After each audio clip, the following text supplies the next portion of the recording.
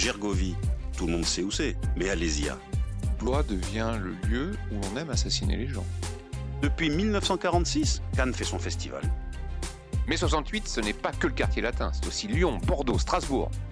L'histoire de Soissons ne se résume pas à celle d'un vase. Tous les chemins mènent à Reims. Mais la victoire de Charles Martel a-t-elle bien eu lieu à Poitiers ?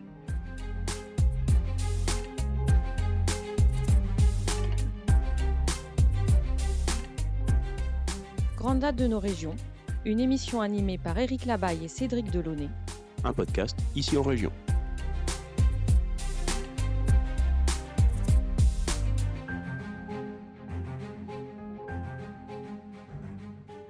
Chers auditeurs, bonjour. L'émission de ce jour va nous amener à la rencontre du royaume de Blois et surtout à la rencontre d'une période ancienne et sombre, celle du 5e siècle. Ivo Madus, ce nom ne vous dit peut-être rien, mais il est associé à la fois à la Bretagne et à la ville de Blois, donc dans le Loir-et-Cher, et pendant une période troublée, celle des invasions barbares. Nous sommes au début du 5e siècle, vers 410, l'Empire romain d'Occident chancelle. Son autorité sur la Gaule a presque disparu et la région de Blois se retrouve au centre de la recomposition politique du territoire.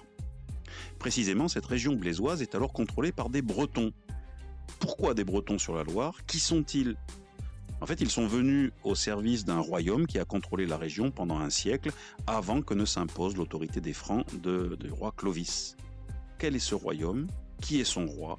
Comment est-il né ? Comment s'est-il éteint ? Et quel est son héritage ? Autant de questions auxquelles nous allons essayer d'apporter une réponse avec Cédric Delaunay que nous recevons aujourd'hui. Bonjour Cédric. Bonjour. Alors, nous sommes dans la vallée de la Loire et plus précisément dans la région de Blois. Cette ville de Blois, à partir de quand apparaît-elle et quelle est son histoire avant le 5e siècle ?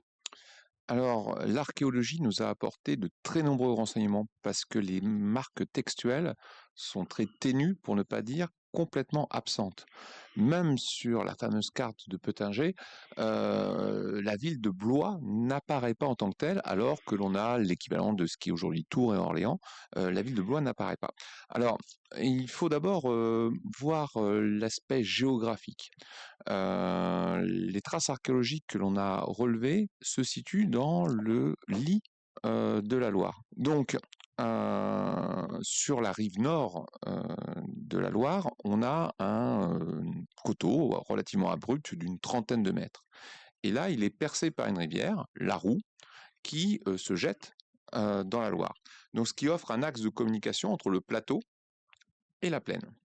Alors, ont été identifiées des traces que l'on pourrait nommer, pourquoi pas un vicus, c'est-à-dire un village gaulois, sur des tertres de 2 à 3 mètres de haut, au sein même de la Loire. Ce sont des petites îles, en fait, qui sont au cœur de la Loire, à l'embouchure de la Roue. Alors, pourquoi cette localisation est-elle importante ? Parce qu'elle offre un axe nord-sud, tout compte fait, de contact avec le plateau, mais aussi un axe est-ouest, puisque jusqu'à l'arrivée du train au XIXe siècle... C'est le fleuve qui fait fonction de principale voie de communication, bien sûr. Exactement. Donc, site de gué, site de transit, on a là, effectivement, un lieu privilégié. Alors, l'autre élément, après la géographie, c'est la connaissance des peuples gaulois de l'époque. On est là aussi sur une zone de transit, puisque le Val de Blois appartient au territoire des Carnutes, une tribu gauloise qui domine la Beauce. Donc on est plus au nord. Et on est là dans un espace de transition, un espace frontière, avec les domaines des Turons, qui dominent ce qui va devenir la Touraine, et les Bituriges, qui constituent un peuple qui serait installé dans le Berry actuel. Donc là, on est dans une zone de transit à la fois culturelle, commerciale, particulièrement actif. Donc, on voit un habitat se fixer progressivement à partir de moins 300. Voilà, alors les dates, c'est toujours problématique, on va y revenir, on est dans des siècles qui sont très peu documentés. Et donc cet habitat, donc avant Jésus-Christ, donc aux alentours de 300 avant Jésus-Christ, un habitat celte, arrivent les Romains. Est-ce que la présence romaine va apporter un changement significatif à l'occupation urbaine du site de Blois ? Alors, entre les premières traces donc du IIIe siècle avant Jésus-Christ et l'arrivée des Romains, il y a une période transitoire. vers moins 120, à l'instar de ce qui se passe sur le site actuel de Tours, on voit que le vicus gaulois, donc situé au cœur même de la Loire, est abandonné. Alors, le parallélisme peut être fait. Y a-t-il une série d'inondations, de crues destructrices qui obligent les populations à se replier plus haut sur la rive droite sans monter sur le Au sommet du promontoire? coteau, hein. Ouais, ils ne montent pas sur le sommet du coteau. Le sommet du coteau, on a identifié des ateliers de céramique, de façon très précoce, mais pas d'installation pérenne de population. Donc il y a pu avoir un quartier un peu artisanal, mais la population semble se concentrer en fait, en bas du coteau, tout simplement pour accéder facilement au fleuve, qui est le Bien principal sûr. axe de passage. D'accord. Et donc les Romains arrivent dans la deuxième moitié du 1er siècle avant Jésus-Christ. Est-ce qu'ils s'installent, est-ce qu'ils prennent conscience de l'intérêt du site de Blois pour leur commerce, pour leur activité, ou est-ce que, au contraire, Blois reste une cité de seconde catégorie? Alors c'est une cité de seconde catégorie, alors peut-on même parler de cité, hein? On n'a pas grand-chose, alors il y a juste l'archéologie qui, depuis les années 2010, nous ont un peu renseignés, sur le destin de Blois. Autant, Cæsarudunum, bon là, on a de la fondation au début, de l'ère chrétienne, alors là aussi les dates sont approximatives, mais, d'une cité, très importante qui va prendre une ampleur colossale, d'Orléans, hein, qui là aussi est une ville d'importance. Blois est rattachée à la Civitas Carnatorum, qui est dominée par Chartres, et donc ce n'est qu'un pôle extrêmement secondaire. Cependant, un changement semble se faire jour avec la conquête progressive de ce qui serait aujourd'hui la rue Chartraine et la rue Denis Papin, c'est-à-dire dans l'axe de la roue et du pont Jacques-Gabriel actuel. Alors, est-ce qu'il y a déjà un pont? Oui, ce pont se situe à 200 mètres en aval du pont Jacques-Gabriel actuel. Et donc, c'est cet espace-là qui semble se peupler, se structurer. On a retrouvé des traces de croisement de rues, alors notamment, hein, voilà, l'axe principal, Le Cardo et le nord-sud, Decumanus? voilà, Cardo et Decumanus, est-ouest, nord-sud. Et donc, on semble avoir un pôle urbain de taille très modeste qui se met en place. Vous voyez ce qui compose le cœur de ville de Blois actuel. D'accord. Et là, on est dans la période du Haut Empire, Voilà. 1er, 2e siècle? Voilà, on est à la période, hein, de la Pax Romana, de la toute-puissance romaine. Et là, on voit bien que Blois, tout compte fait, n'a qu'un rôle secondaire, voire Mmh. tertiaire. Oui, c'était essentiellement un point de passage sur la Loire, avec des vocations commerciales, mais de passage, en fait, ni plus De ni moins. passage, les grandes villes, celles où se concentre le pouvoir administratif et politique romain, c'est Chartres, Tours, Orléans. Et est-ce qu'on a des informations sur le destin de Blois pendant les troubles du 3e, 4e siècle, avec notamment les Bagodes, les troubles civils que connaît la Gaule à cette époque-là?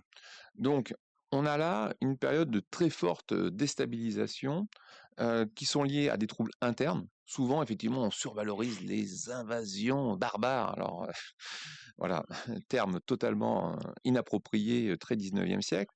La déliquescence de l'Empire romain, c'est d'abord une déliquescence interne.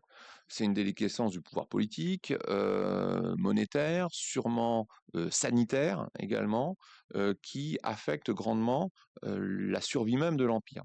Et donc, depuis la fin du IIIe siècle, profitant de cette déstabilisation, on voit des raids, notamment de Frisons ou d'Irlandais, qui attaquent les zones côtières de la Gaule et qui, grâce à des bateaux à fond plat, remontent les fleuves, dont la Seine et la Loire, et ils viennent piller en fait le plat pays. Alors c'est pas sans rappeler, hein. Ce n'est pas, oui, c'est ce que j'allais dire, ce n'est pas sans évoquer certains raids qui auront lieu 400 ans plus tard, finalement. Effectivement, on a peut-être les ancêtres des Vikings, du moins de leur stratégie. Alors dans l'hiver 406-407, il y a des armées de Vandales et d'Alains qui traversent le Rhin qui est gelé, et ce qui bouscule en fait les peuples fédérés qui se situent à la frontière, notamment les Les Francs, Francs. qui défendaient l'Empire romain. Pour la plupart des tribus francs, hein, ils avaient été des peuples fédérés au service des Romains. Et donc tout cela, en fait, déstabilise toute la Gaule du Nord, et ce qui oblige les empereurs à avoir recours à cette stratégie de peuple fédéré. Et donc nous arrivons au début de notre histoire du royaume de Blois. Nous sommes aux alentours de 410, donc à la fin de la première décennie du 5e siècle. Et c'est à partir de ce moment-là que va se créer autour de Blois une structure politique particulière.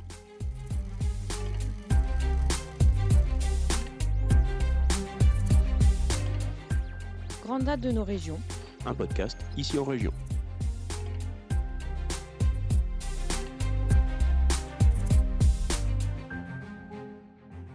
Donc nous sommes vers 410. La Gaule a connu depuis plusieurs décennies, voire plusieurs siècles, des troubles internes, des troubles externes, liés notamment au franchissement du Rhin par des peuples, les Alains, les Suèves, les Vandales ont franchi le Rhin à cette époque-là, profitant d'un hiver extrêmement rigoureux. Et cette décomposition interne et cette arrivée de peuples venant d'outre-Rhin va apporter à la Gaule une recomposition complète du paysage politique. Qu'en est-il dans la région de Blois ? Alors, depuis les empereurs romains Antémus, qui régna de 367 à 372, jusqu'à Honorius, qui est peut-être le dernier empereur véritablement qui a une autorité forte, qui a régné de 395 à 423, ces empereurs ont un axe politique assez clair. En fait, ils favorisent l'installation de chefs armoricains auxquels se sont mêlés des migrants bretons, donc de Bretagne, donc d'outre-Manche. D'outre-Manche, les Anglais, l'Angleterre actuelle, et ils favorisent leur installation le long de la Loire afin de stabiliser politiquement et militairement la région. Alors c'est une stratégie du foedus, c'est-à-dire que Rome n'a plus les moyens d'entretenir une armée capable de défendre le territoire avec des citoyens soldats, enfin tout l'idéal de l'imaginaire militaire romain. Et donc, il confie la défense du territoire à des tribus, des peuples barbares, entre guillemets. Et ces peuples, en fait, gèrent le territoire au quotidien. Ils ont une très large autonomie. Mais en venant d'Armorique et de Bretagne, ces nouveaux venus dans la région plésoise sont quand même des peuples qui appartenaient à l'Empire romain, donc qui ont déjà été romanisés, qui ont déjà une certaine assimilation à la culture de l'Empire. C'est pour ça que la vision des barbares contre les Romains, c'est complètement stupide. En fait, on est dans une zone grise où ces gens ont déjà une culture romaine, y compris une culture militaire. Une culture militaire romaine, ils ont servi dans les troupes auxiliaires, ils ont aussi une culture qui a énormément évolué. Si on prend le nom de ce chef romain que vous avez évoqué au début, Ivo Madus. Ouais. Ivo Madus, ça sonne pas très breton. En fait, c'est la latinisation d'Iwomad. Donc Iwomad, voilà, on est dans un langage celte. Et donc Iwomad, vers 410. Alors là aussi, on a quasiment pas de source, c'est des récits très tardifs, c'est Grégoire de Tours qui raconte cette histoire de certains Iwomades, donc devenu Ivomanus, passé au service des Romains, qui vient déloger un roi de les Francs qui s'appelait Odo ou Bozo, on ne sait pas trop, il le déloge de là au nom de l'Empire romain. Oui, après tout dépend du degré de subordination à l'Empire que l'on peut avoir, et parfois c'est un degré assez léger, puisque l'autonomie des roitelets est parfois très, très importante. Oui, alors ils sont très autonomes, mais d'un autre côté, ils ont une espèce de fascination pour Rome. Et donc, ils vont se glisser dans tous les oripeaux romains, que ce soit en termes de fonction, de nom, de prestige, de symbole. Ils vont s'habiller à la romaine. Ils sont très attachés à un certain nombre de titres qui peuvent paraître totalement anachroniques quand on voit l'effondrement du pouvoir central. Mais on verra ça jusqu'au 6e. Oui, c'est un modèle qui va rester tardivement, ce modèle romain. D'ailleurs, pour aller beaucoup plus loin, c'est un anachronisme, mais un certain Charlemagne se fera sacré empereur romain d'Occident. Donc Oui. c'est une survivance qui va être assez longue. Donc là, nous sommes au 5e siècle, et à partir du moment où le pouvoir de Rome s'éloignent, vont s'installer donc des roitelets à l'échelle locale. On a vu avec Ivo Madus autour de Blois. Et à l'échelle un petit peu plus grande, on voit se structurer une sorte de royaume dont, alors ça, on arrive à la fin du siècle, mais dont le roi, le chef, on ne sait pas très bien comment dire, s'appelle Syagrius. Qui est ce Syagrius? Quelle est la dimension, quelle est la superficie, où se trouve son royaume, en fait, tout simplement, et d'où est-il issu?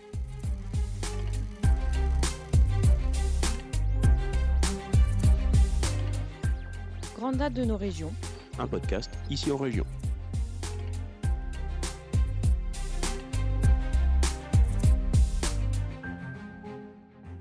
Alors, Syagrius, voilà un nom qui semble bien romain. D'accord. Alors, Syagrius, c'est d'abord un fils d'eux. C'est le fils d'Egidius. Alors, Egidius, c'est le dernier magister militum per Galliam. Alors, ça veut dire quoi ça? Ça veut dire un dernier général romain dont l'autorité a été déléguée par l'empereur, qui lui donne autorité pour diriger un territoire au nom de Rome. Alors ce territoire, où est-ce qu'il se situe? C'est un territoire, bien sûr, aux frontières assez mouvantes, poreuses, qui évoluent avec le temps. Mais grosso modo, Syagrius, on est donc là à la fin du 5e siècle, il domine une région entre la Seine et la Loire. Et il s'appuie sur des peuples fédérés avec qui Rome a continué d'entretenir des liens permanents, et dont nos fameux Bretons de Blois, qui contrôlent en fait le fleuve, hein, qui contrôlent le passage ligérien, et donc ils ont un rôle essentiel pour appuyer ce qui ressemble encore au dernier soubresaut de l'Empire romain. Donc en 476, lorsque Romulus Augustule, le dernier empereur romain, est déposé, Syagrius est en quelque sorte un orphelin de l'Empire. C'est un orphelin de l'Empire, c'est des morceaux d'Empire qui restent comme ça à gauche à droite, alors que les Ostrogoths ont pris le contrôle de l'Italie, que les Visigoths ont pris le contrôle de l'Aquitaine, que les Vandales sont passés en Afrique. Voilà, il apparaît comme la dernière survivance d'un régime politique et d'une autorité politique en pleine liquéfaction. Et son pouvoir est un pouvoir finalement assez fragile. On va s'en rendre compte lorsqu'il se fait attaquer par un peuple voisin, Les Francs. les Francs. Alors, cette conquête du royaume de Syagrius par Clovis, c'est en quelque sorte la première étape, enfin la deuxième, puisqu'avant il y a eu l'unification des Francs, mais c'est la première étape de l'expansion franque vers la Gaule, la Gaule et vers la Gaule du Sud. Comment se passe-t-elle? Clovis bat Syagrius militairement, ou alors est-ce que le pouvoir de Syagrius s'effondre naturellement, je dirais? Alors Clovis, effectivement, il a une espèce de stratégie. Alors, c'est au coup par coup, c'est une série d'attaques militaires. D'abord, c'est un guerrier. Donc, c'est un roi guerrier qui mène une série d'expéditions militaires avec des guerriers particulièrement redoutables. Et ensuite, il y a une politique matrimoniale particulièrement fine qui permet en fait de sceller d'abord l'alliance des Francs. Donc là, on est dans les années 480. L'ensemble des Francs, alors qui étaient des tribus extrêmement diverses, il ne faut pas imaginer les Francs comme un groupe uni, Oui, hein. c'est pas un peuple uni, pas du tout, non. Donc y compris dans leur destin militaire. Certains étaient passés au service des Romains, d'autres étaient rétifs à cette domination. Et donc vers 480, Clovis, qui vient de succéder à son père, réussit à unir, dans la dynastie 480-490, réussit à unir tous ces Francs et donc à composer une base territoriale solide située au nord de la Seine. Donc au nord de la Seine, jusqu'aux Pays-Bas actuels. Autour de Tournai, en fait, la Voilà. région de Tournai en Belgique. C'est la région de Tournai en Belgique qui est le cœur du pouvoir. Et à partir de là, s'appuyant sur cette base territoriale, militaire et économique, il se lance dans une politique de conquête de la Gaule. Alors là aussi, il va utiliser deux armes, le militaire, la politique matrimoniale. Et aussi la prise en compte du pouvoir religieux de la religion catholique, avec un épisode qui est resté célèbre, c'est celui du vase de Soissons. Alors le vase de Soissons qui, en fait, suit la victoire contre Syagrius. En 486, alors là aussi les dates, Oui, prendre avec précaution, hein. En 486, Clovis lance une grande offensive visant à abattre Syagrius et ses alliés. Et c'est là qu'effectivement il va mettre la main sur Blois et qu'il va pousser à la fuite Syagrius, qui trouve refuge chez les Ostrogoths, qui un an après le livrent à Clovis, qui l'égorge tout simplement pour l'éliminer et ainsi éliminer définitivement la présence romaine. Et c'est là qu'intervient le fameux épisode du vase de Soissons que je vous laisse raconter. Le raconter, mais ce vase, finalement, c'est un vase qui, à l'issue du pillage de Soissons, devait être mis de côté, vous me détrompez si je fais erreur, devait être mis de côté pour être restitué aux autorités ecclésiastiques de la ville. Et en l'occurrence, l'évêque Rémy. Et oui, ou remis, on prononce, parfois on enlève l'accent. Remis. Remis, ouais, l'évêque Remis. Et donc, ce geste est un geste a priori symbolique dans la mesure où Clovis, étant quelqu'un de païen avec la religion de ses ancêtres, prend conscience que s'il veut dominer les régions de Gaule romanisé et donc christianisé, doit pouvoir s'appuyer sur le pouvoir temporel et spirituel de l'épiscopat et de la religion catholique. Donc, lorsque l'évêque lui demande la restitution de ce vase, c'est contraire aux usages des guerriers francs qui partagent d'une façon relativement équitable le butin, et Clovis accepte malgré tout de restituer ce vase, sauf que ça ne plaît pas à un de ces guerriers qui s'insurge contre cette entorse faite aux règles de pillage traditionnel des Francs et qui préfère détruire le vase plutôt que de le donner. Bon, ça après, l'histoire, la légende, je n'irai pas plus loin dans L'a-t-il détruit? Voilà. On ne sait pas, parce que c'était un vase liturgique sûrement en métal précieux, donc est-ce qu'il l'a frappé, l'a abîmé ou l'a-t-il détruit En tout cas, il s'est interposé sur je dirais presque sur le chemin de Clovis de réconciliation ou de tempérance à l'égard de l'épiscopat. Ça, c'est une chose, et donc le destin funeste qui lui est réservé quelque temps plus tard prouve que Clovis, un, a la mémoire longue, et deux, sait exactement ce qu'il veut et accepte de partager son pouvoir ou d'appuyer son pouvoir sur des élites déjà existantes. Donc un an plus tard, il fait une tournée d'inspection de ses troupes, reconnaît le guerrier qui avait outragé son autorité et fait tomber au sol sa hache en lui disant qu'elle est mal nettoyée. Il faut toujours nettoyer ses armes. Toujours nettoyer ses armes. Et le guerrier se penche pour récupérer sa hache, et là, la tradition veut que Clovis prenne sa propre hache et lui coupe la tête en lui disant « Voilà ce que tu as fait au vase de Soissons ». Voilà. Bon, légende, histoire, mais toujours est-il que on voit un roi franc qui certes est un guerrier avant tout, mais est un guerrier qui a l'intelligence de l'instant présent, l'intelligence d'appuyer sa conquête sur des aides qui ne sont pas naturelles pour lui, puisque il est originaire de régions qui ne sont pas du tout qui sont christianisées, mais lui-même n'étant pas chrétien. D'ailleurs, sa conversion ultérieure sera aussi un geste autant politique que religieux, sinon plus. Oui, alors ça vient à deux reprises. Alors un qui est en dehors de notre région et une plus près, le mariage avec Clotilde, donc une princesse burgonde, elle-même chrétienne catholique, Oui. Et pas arienne. vers 493, est un acte politique. Il répudie sa première femme pour effectivement s'allier avec les Burgondes et obtenir le soutien du clergé. Et ensuite, effectivement, sur la route qui le mène après sa victoire de Sagrius, effectivement, à dominer Blois, qui va développer, il semble. Alors là aussi, hein, on a des récits qui sont très tardifs. Hein, c'est un récit du XIIe siècle. Hein. Donc, forcément, il est sujet à caution, mais on dit qu'il aimait bien le site de Blois et qu'il aurait participé au développement de la future ville. Et donc là, on serait aux sources, vous voyez, de transition entre un monde antique, sur lequel on a très peu de renseignements, mais qui était une ville marginale, une ville secondaire, pour la transformer en une ville médiévale de grande importance.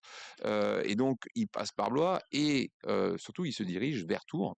Donc, il se rend à la basilique Saint-Martin, et c'est là qu'il cherche la caution du clergé catholique pour s'en prendre au dernier adversaire sur le territoire gaulois qui lui reste à abattre, les Visigoths. Et son ennemi Alaric II, qu'il rencontrera pacifiquement une première fois à Amboise, vers 406. Et un peu moins pacifiquement à Vouillers, quelques mois plus tard. Oui, bien sûr, il s'était juré amitié et amour en 406, et un an plus tard, il lui fait la peau, effectivement, à Vouillers.